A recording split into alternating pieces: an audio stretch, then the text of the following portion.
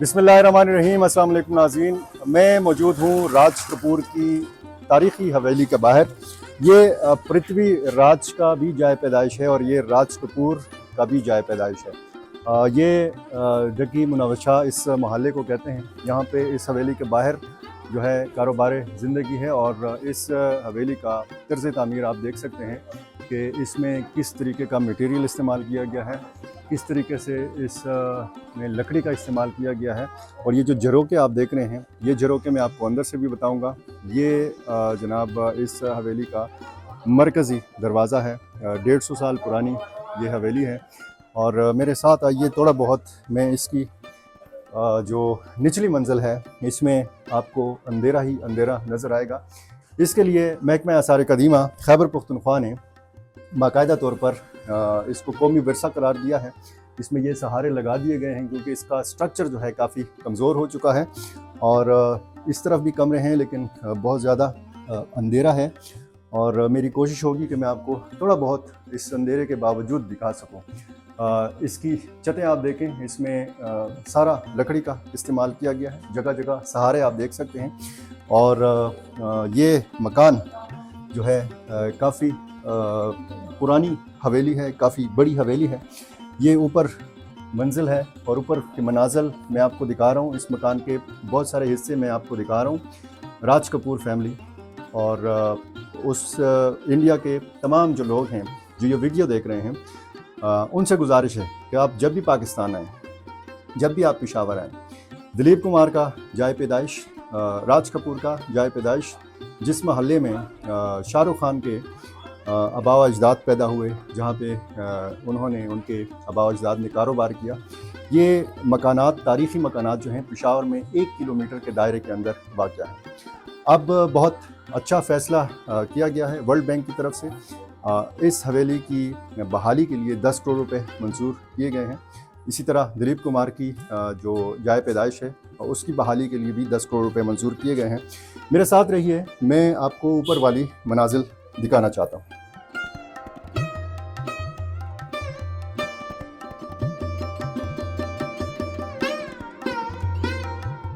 जी नाज़रीन, इसी हवेली के एक और मंजिल में मैं मौजूद हूँ। इससे ऊपर भी मनाजिल हैं। 5 मंजिला ये हवेली है और इसमें ये बताया जाता है कि जो ऊपर वाली 2 मंजिलें हैं मैं आपको वो दिखाऊंगा। और वो बताया गया है कि वो बिल्कुल उसका वजूद मिट चुका है। अब मौजूदा जो इसका स्ट्रक्चर है वो 5 मंजिलों पर मुश्तमिल है। ये आप सहन देख सकते हैं। मेरा कैमरा अगर आपको यहाँ से दिखा सके, वेंटिलेशन के लिए किस तरीके से इंतज़ाम किया गया है। और ये जो साथ साथ आप लोहे का पाइप देख रहे हैं, ये हुकूमत की तरफ से सहारे दिए गए हैं ताकि इसको बहाल किया जा सके। मैं इसके एक ये कमरा और फिर ये कमरा है और इस तरफ शायद किचन और वाशरूम का इंतज़ाम है। और इस तरफ अगर आप देखें तो ये एक बड़ा कमरा है और इसकी वेंटिलेशन के लिए भी इंतज़ाम किया गया है। अंदर जो है वो एक कमरा मौजूद है। मुझे शायद मेरी जो गिनती है वो कमज़ोर है इस मकान के हवाले से, इस हवेली के हवाले से, क्योंकि बहुत ज़्यादा कमरे हैं और बहुत शानदार इसका तर्ज़ तामीर है। ये आप देखें, ये इसमें अंधेरा भी है। इसमें लकड़ी का इस्तेमाल किया गया है, इसको बस्ता कहते हैं और इसका भी इस्तेमाल किया गया है। ये इसमें अलमारियाँ हैं और ये जनाब खिड़कियाँ हैं। और ये जकी मुनव्वशा का मोहल्ला जो है, बाहर की ज़िंदगी आप देख सकते हैं कि बाहर जो है आम कारोबारी ज़िंदगी चल रहा है। इस हवेली को आपने बाहर से देखा होगा, इस हवेली को हम आपको अंदर से दिखा रहे हैं। ऊपर वाली मनाजिल में भी जाते हैं। आपको ये जो ज़माने की खुर्द बुर्द है, इसको आप खुर्द बुर्द कहेंगे, ये जो ये जो ख़राब हुआ है वक्त के साथ साथ, इसकी तर्ज़ तामीर को जो नुकसान पहुंचा है, तो ज़ाहिर है कि इतना अरसा गुजर गया, तकरीबन 150 साल पुरानी ये हवेली है। ऊपर वाली मनाजिल में जाते हैं हमारे साथ ही।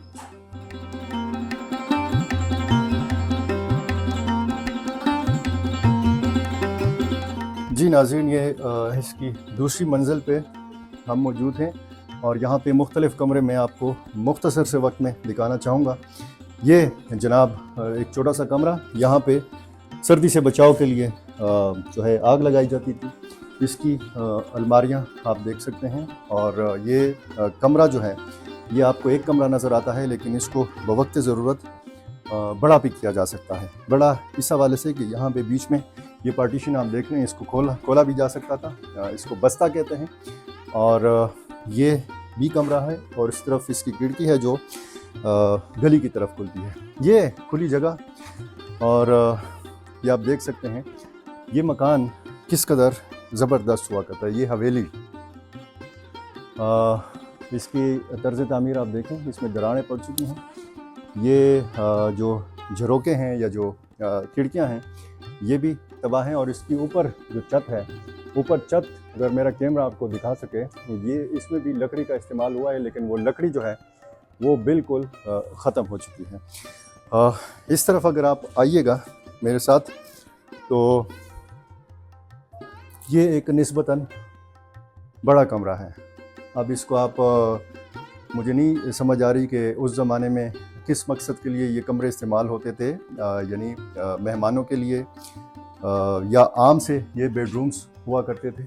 ये बिल्कुल पुराने मकानात में आप देख सकते हैं कि इस किस्म की जो जगह हैं ये इसमें बनाई गई हैं। और इसमें आप देखें, जब बिजली का निज़ाम आया तो इसमें ज़ाहिर है कि पुराने ज़माने की जो यहाँ पे वायरिंग है बिजली की, वो भी मौजूद है। और ये जनाब ये इसका दूसरा हिस्सा है। ये अलमारियाँ, इसमें शीशे का इस्तेमाल आप देख सकते हैं। और इस तरफ वो ऊपर मंजिल की जो सैन है वो आप यहाँ से देख सकते हैं। और इंतहाई ज़बरदस्त हवेली है।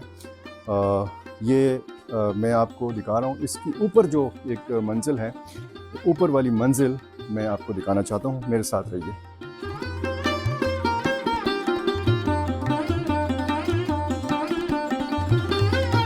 जी नाज़रीन, तो ये इस मकान के ऊपर वाले हिस्से में मैं आ रहा हूँ, और आपको और कपूर फैमिली को मैं ये दिखा रहा हूँ कि उनके आबा व अजदाद का ये जो मकान है ये किस हालत में है। यहाँ अगर कैमरा थोड़ा सा करीब आ जाए, इस मकान के निचले हिस्से तो आप देख चुके हैं। ये ऊपर छत है, और ये वो वेंटिलेशन के लिए जो निज़ाम बनाया गया है। इसकी ऊपर जो छत है वो बिल्कुल इन कमरों के ऊपर, या यहाँ पे साइड पे वॉशरूम्स जो हैं, यहाँ पे वॉशरूम्स होते थे। इसकी छत अब नहीं है। इस मकान का ये देख सकते हैं आपके, ये कमरा और छोटा सा कमरा है। इस कमरे का ये दरवाज़ा और ये भी गिरने के करीब है। इस तरफ एक और कमरा है, इसका भी चौकाट मौजूद है, इसका दरवाज़ा नहीं है, और काफ़ी मुझे ख़तरनाक भी लग रहा है यहाँ पे वॉक करना। ये देखें, इसकी छत भी इसमें लकड़ी का इस्तेमाल हुआ है। ये छत भी ख़राब है। इसके जो खिड़कियाँ हैं ये भी आप देख सकते हैं। और यहाँ पे इस किस्म की जो अलमारियाँ हैं, ये देखें, मेरा कैमरामैन अगर आपको दिखा सके, ये अलमारी जनाब, और उसी ज़माने की इसमें लकड़ी का इस्तेमाल हुआ है। यहाँ पे कोई सहारा नहीं है। और इस तरफ बाकी जो मकानात हैं, जो बिल्डिंग्स हैं, ये मौजूद हैं। ये ऊपर एक सीढ़ी तो जा रही है, लेकिन ये सीढ़ी जो है ये यहाँ तक है, यानी इसके ऊपर जो एक छत अगर हुआ करती थी तो आज वो नहीं है। ये आप देख सकते हैं, ये अलमारी इसको आप कह सकते हैं उस ज़माने की। और ये जनाब इसमें अगर मेरा कैमरा आपको ये सामने वाला दरवाज़ा दिखा सके, इस सामने वाले दरवाज़े में आप दाएं और बाएं देखें, ये देखें, ये जो मेरी उंगली का ये दिया रखने की यहाँ पे जो है जगह बनाई गई है। यहाँ पे शमा या दिया या चिराग रोशनी के लिए ये रखी जाती थी उस ज़माने में। इसमें पुरानी वायरिंग भी है, बिजली का सिस्टम था।